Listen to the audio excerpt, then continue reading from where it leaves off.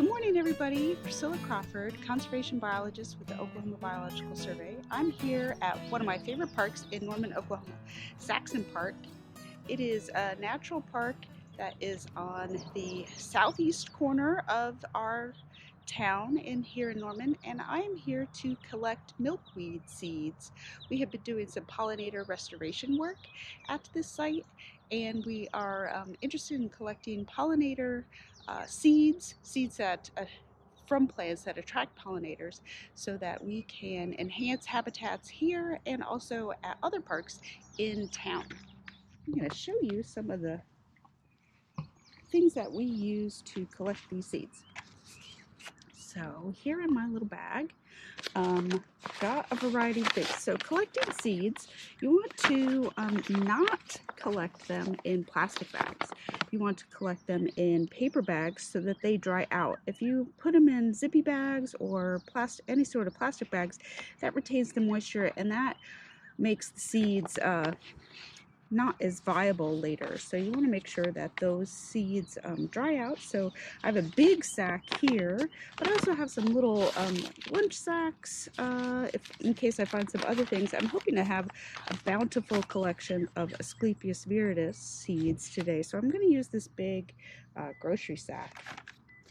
I also have my sunglasses, a hat, some water because it is mid-July and it is hot and steamy here this morning. I also have my phone so that I can collect information on the GPS coordinates and make any iNaturalist observations I want to make. I have a pair of heavy-duty scissors. These are ones that are like super heavy-duty. You could cut through pennies.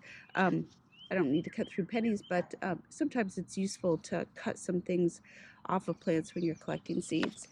I have a little notebook too, just in case I want to take any notes about things, especially things that are blooming that I might want to collect later.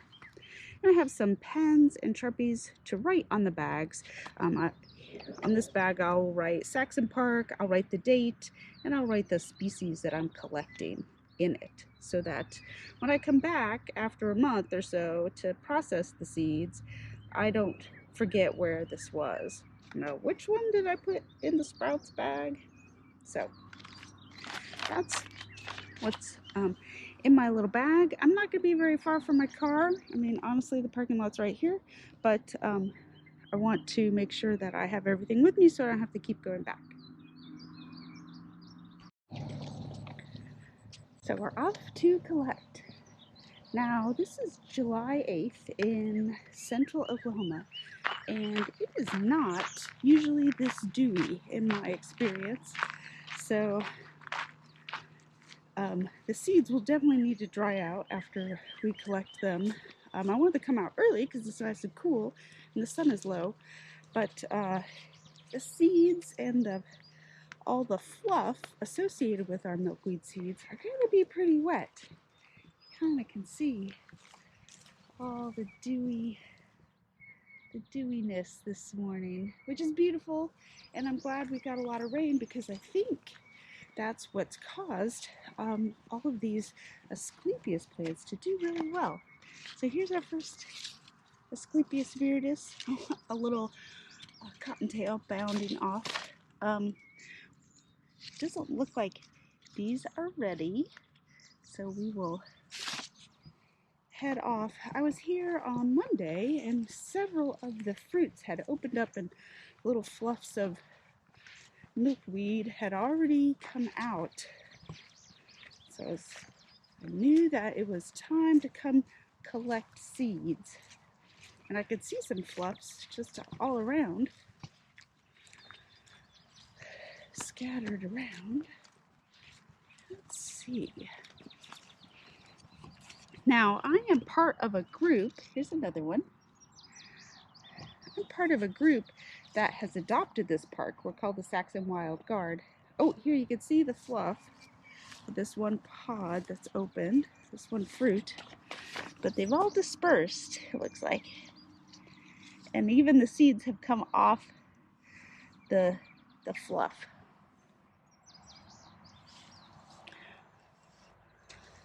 I'm part of a group that has adopted this park. We have planted milkweed to make it a Monarch way station, and then we are also collecting seeds from some of the nectar plants. Here's what cool nectar plant, one of my favorite groups of plants, the Fabaceae, the beans. Oh, there's a purple one, and then there's a yellow one down there. And I saw quite a few other blooming Fabaceae. So we have quite a few viridis. I'm looking for pods that are about to open. Here we have some that have definitely opened recently. I wonder if I missed my window. Looks like there's going to be another window because there's so many fruits still here. But these are not quite ripe yet. But we just got started, so I'm not worried. We've got some other nectar plants like this coneflower. And then it looks like the purple coneflower, the echinacea, just finished blooming. We'll look forward to collecting some of those seeds. But like I was saying, I'm part of this group, so we have permission to collect seeds at this park from the city of Norman, who manages the property. And we have also gotten this certified as a Monarch way station. Nope, these are not quite ready. Moving on. So hopefully, we are helping to improve the habitat for monarchs and other pollinators. Ah, here we go. How about this? We have some that are just been dispersed, so there's a few we can grab. It's kind of nice that they're wet because that actually makes them less fly away fluffy. So I'm putting them down in the bag, stick it to my hands. But yep, you can see all the fluff out here where they've dispersed. So we got a few seeds from that. Also, one good thing about the fact that a lot of them have already dispersed is that we know we're not collecting too much of the seed. A good seed protocol is to only collect about 10% of the seeds that the population is producing. So we wouldn't want to collect more than 10% because we wanted these seeds to go back into this habitat too.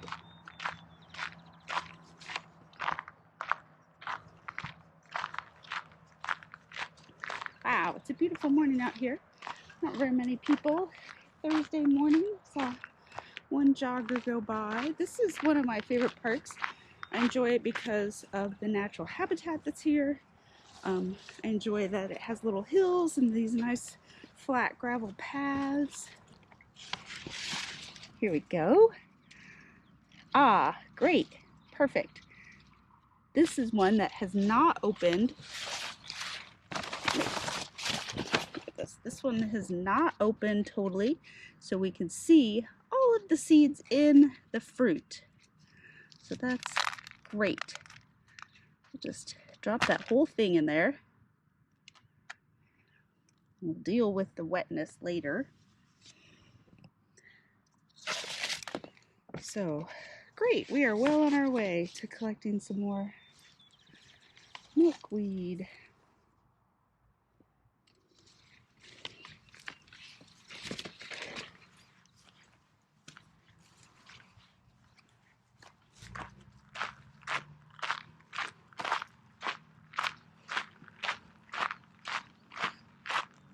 Saxon Park isn't too far out of kind of like normal town.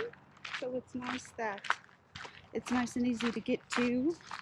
But when you're here, you can still hear the traffic, but you can also hear the birds, and there's a nice selection of grassland birds that come out here, cross timbers birds, and a good selection of native plants and pollinators. But Asclepias, the reason why we focus on Asclepias viridis is because it is the most common species of milkweed that we have in the state, and it is the one that is most heavily utilized by the monarch butterfly caterpillars for a host plant. So we've got some other nectar plants blooming. We have the Monarda, you can see in there. So this is bee balm. It is flowering, which is in the mint family. And then we have some, one of our native thistles blooming. Thistles are an important nectar source for a lot of butterflies and other pollinators, things that gather nectar. And then we also have these early Maximilian sunflowers starting to bloom. Seems pretty early for Maximilian sunflowers. Oh, sorry, mosquitoes.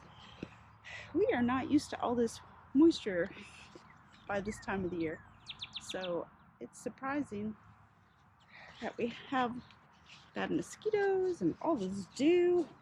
Crikey. Oh, and look, we have another milkweed.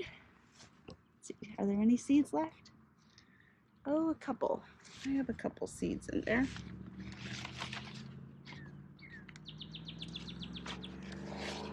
Now, one thing about milkweed is that it has a sticky latex, and that's actually the substance that the monarch caterpillar is sequestering into its body to make it toxic or unpalatable. And it's causing stickiness on my hands. I'm glad I have some handy wipes in the car. So this appears to be the time of year for the beans to be blooming, the Fabaceae. Here's another example of a bean blooming. This white flower here. And then this white flower.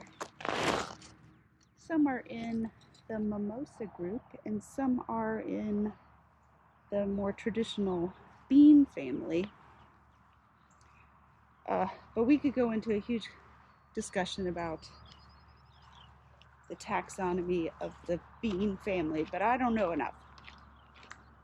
But these are cool. These are bundle flowers, and one of the reasons why they're called bundle flowers is they have this fruit that's all bundled up, and these are all individual fruits. All these little things are individual fruits, and then they have seeds inside, so they're like little bitty beans.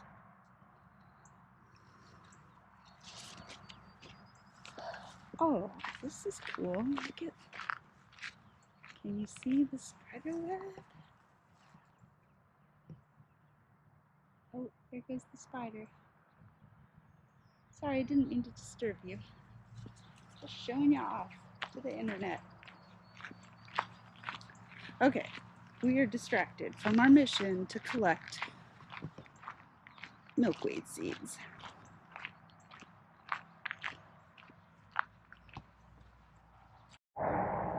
So here I found another species of milkweed. It is, I'm not sure what species it is. I'm going to have to ask my friend and colleague Amy Butode, our botanist at the Biological Survey. It might be world. I don't think it's world. I think it's maybe slender. I'm not sure.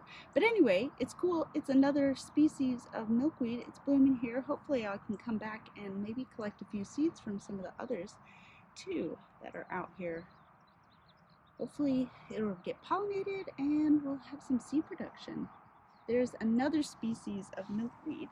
We have a variety of species of milkweed. I think in our area we have at least in this ecoregion, we have maybe like 5 or 6 species that pop up regularly, and then I think within the state over a dozen species of milkweed, but they tend to be rare.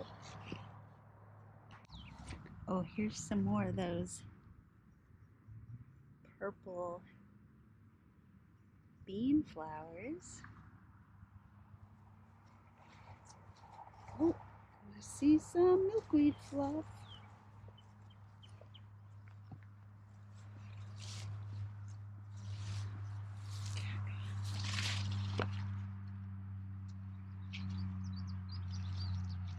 There's a few seeds left here.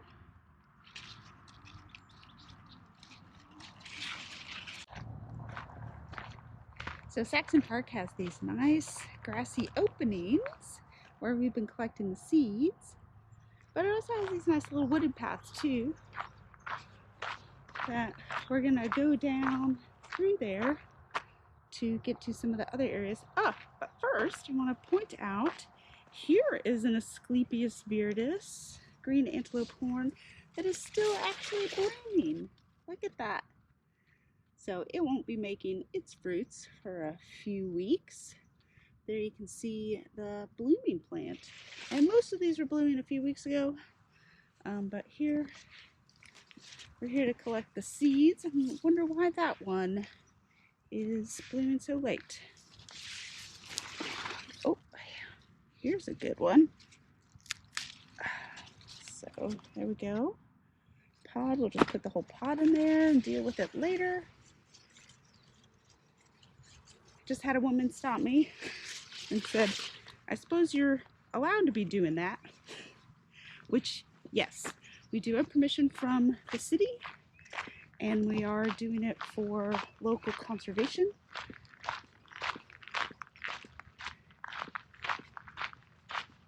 We do have permission.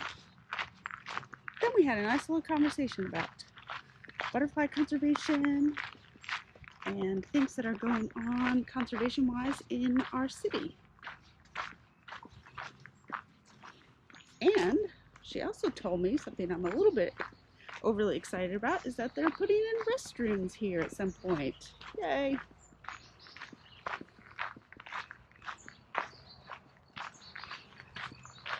So I'm going to walk through this part pretty quickly because I think this will be the highest density of mosquitoes.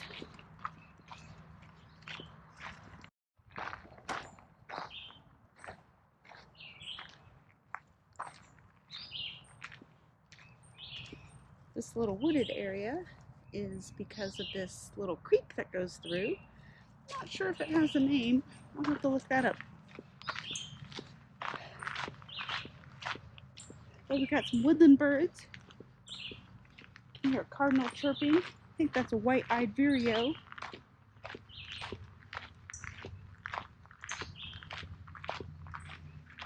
And you can hear the dull roar of Highway 9.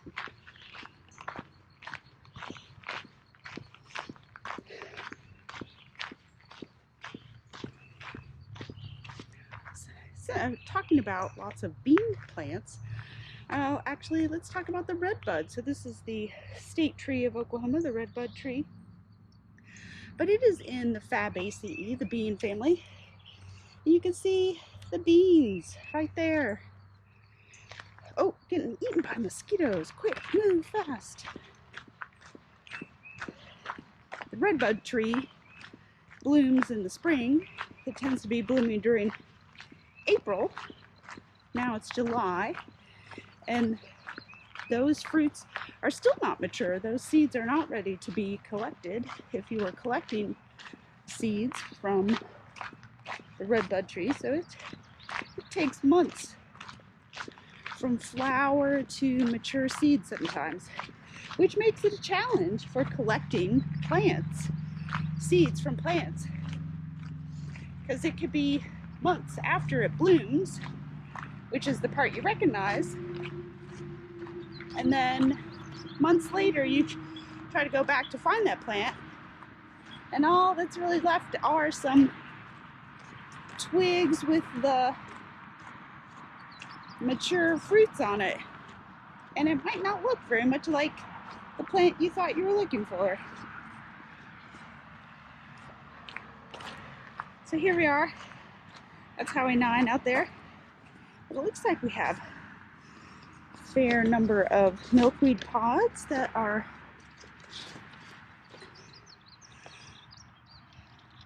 just opening up. Yay. I was worried.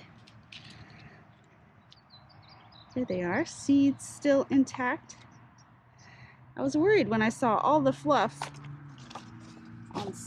on Monday morning that I would be late getting out here. Oh, sticky seeds. And we wouldn't be able to collect very much. I'm still not convinced we're gonna get pounds of seed. Well, we will get a few ounces. Ha! All these fluffy bits. The seeds really drop off the fluff pretty quickly. So, and the fact that they're not flying away. I put on my pants. Maybe that'll work. Maybe.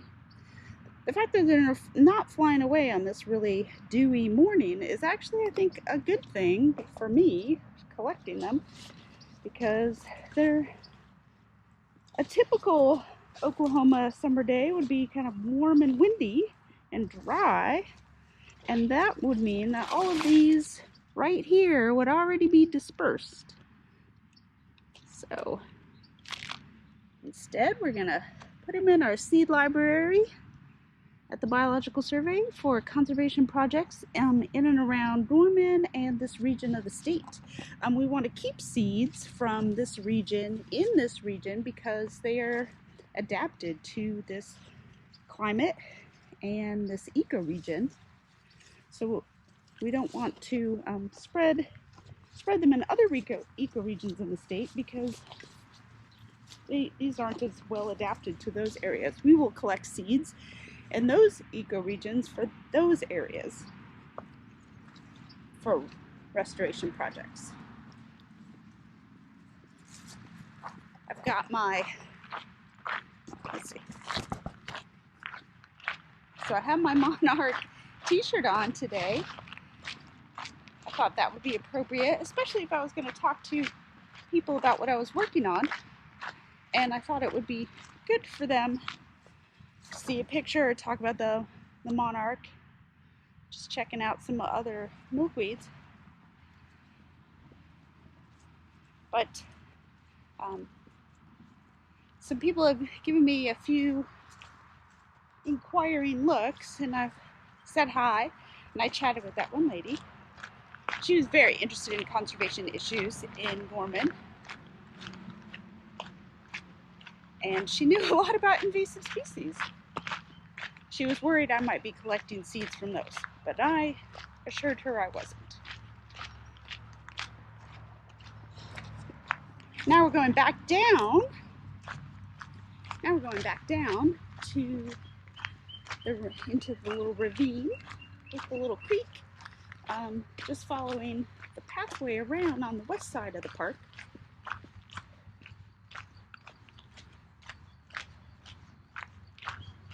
And you can hear the titmice in here, so we're getting those nice little woodland birds.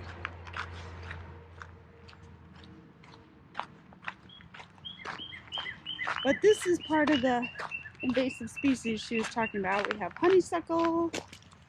Ooh, we have a cool spider though. Look at that.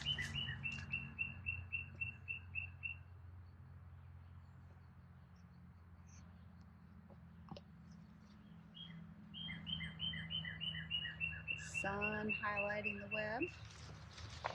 Lots of good spiders today. Catch those mosquitoes, spiders. Here's our little creek crossing. Ugh, mosquitoes everywhere. Okay, moving fast, moving fast.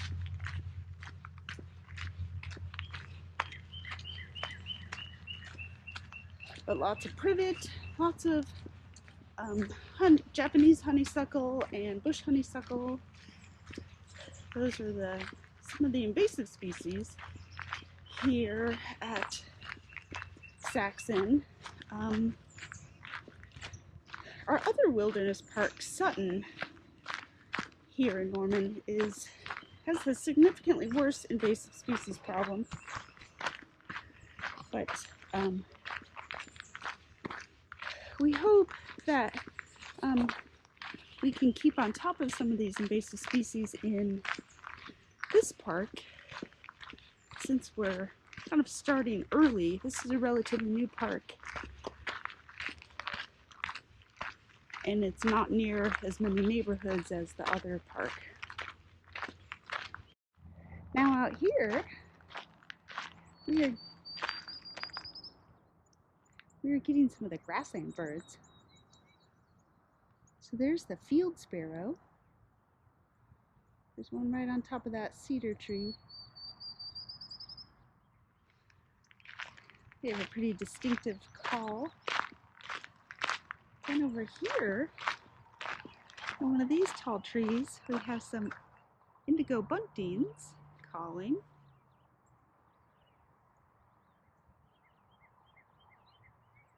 I don't hear them now, of course.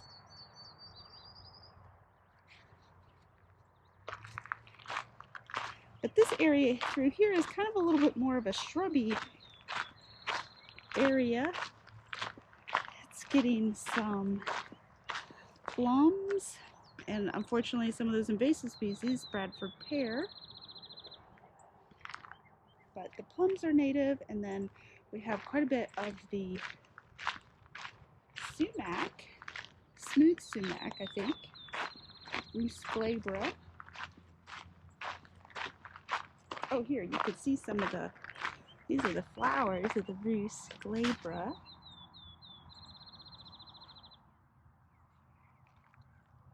And they will make those kind of big cones of red fruits. Oops!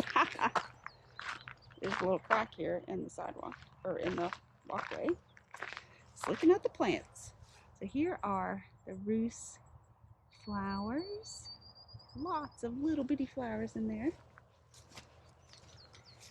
But this is becoming more of a little shrubland versus a grassland.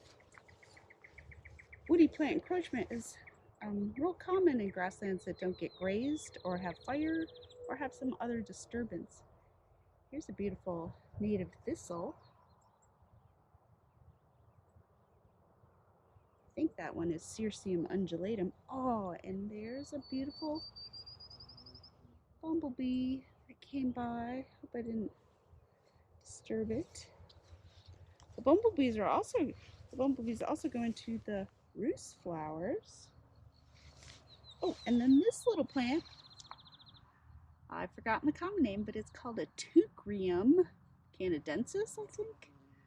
It is in the mint family, I believe, with the square stems, kind of minty looking leaves.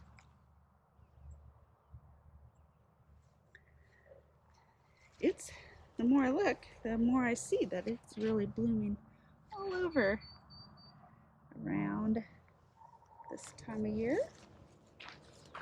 There's quite a bit of it in there. It has those really pretty bilateral flowers, so not radially symmetrical. And it's on that nice little spire, and they are more mature at the bottom or older, and then they will open up as they go to the top.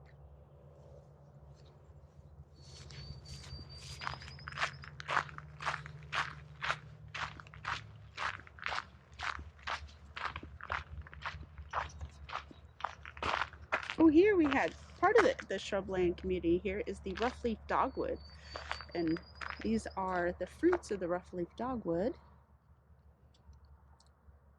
Cornus drummondii. And if you could feel it, you would feel that the leaf is pretty rough. These are important fruits for winter forage for birds.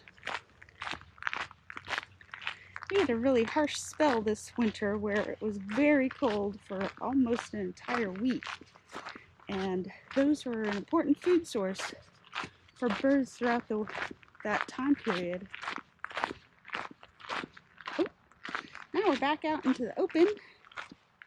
Let's check out these milkweeds. Those aren't mature enough. So this short mowed area is where the local cross-country runners come to do hill repeats. So we'll walk along the edge here, see if we can find any milkweeds. See a bunch of fluff, but that probably means that it's already open. Oh, maybe I can grab this handful.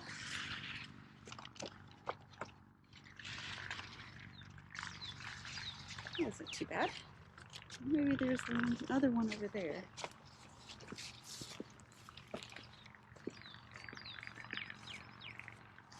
Let's see.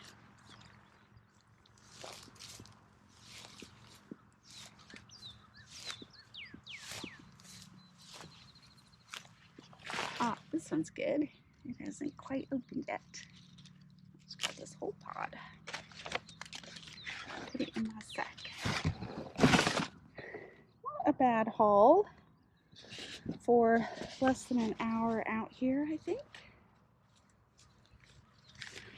Or about an hour. One person. I'll have to do a little analysis to see how many seeds I collected in an hour. There's a pretty high density of milkweed here. Oh, here's another.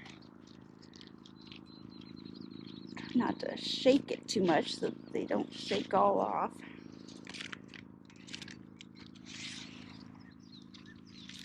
Shake all the seeds off. Don't want that. Shake off in the bag. Okay, let's see. Back here.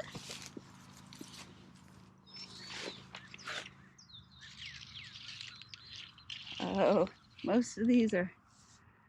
Oh, there's a little milkweed bug. I noticed a few in the bag already. We'll have to try to get those out. But one thing that people do often for the first few days after collecting things is that they will put their seeds in a freezer. Just briefly, mostly to kill off the things that could be eating the seeds in your storage. You don't want to spend all this time collecting seeds and then come back and find that your seeds have been eaten by pests. So the simplest method is to do a quick freeze. You don't want them in there too long. Now with these guys being so wet, I think I might dry them a little first before I freeze them. Because I don't want the wetness, the moisture, to break down the seeds as they freeze and thaw. Oh, here you can see this. It's a good example of the milkweed bugs on there. What they'll hang out on the pods, and it seems like they're getting the latex. Ah, there's a bunch of there. Get out! You don't want to be in my bag.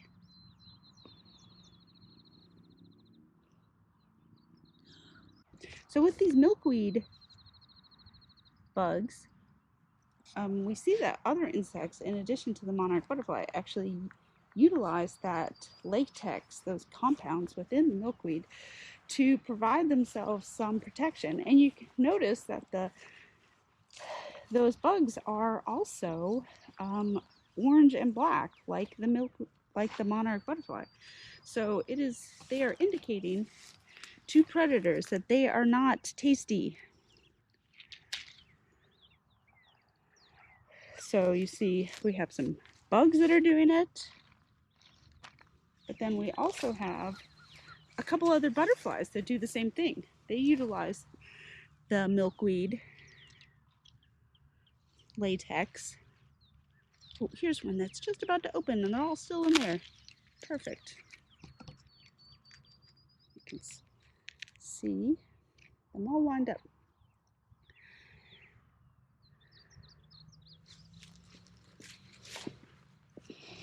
The viceroy and the queen butterfly also utilize milkweed as their host caterpillar host plant, but then they are also protected with the latex, and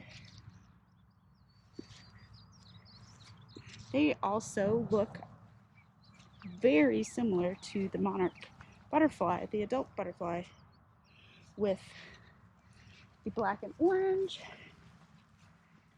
coloration. So all of these insect species are using that kind of morning coloration to show off that they are not tasty, and hopefully predators will learn and not try to eat very many of them.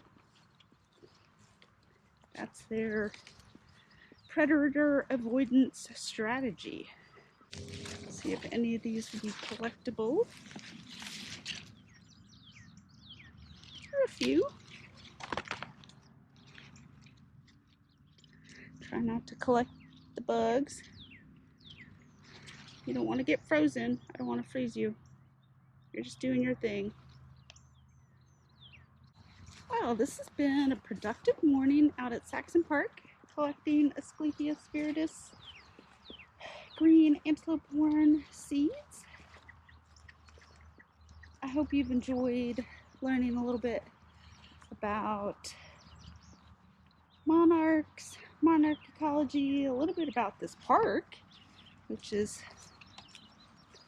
probably going to become more and more popular as people learn about it and as new neighborhoods get built out here. It's a nice little natural area.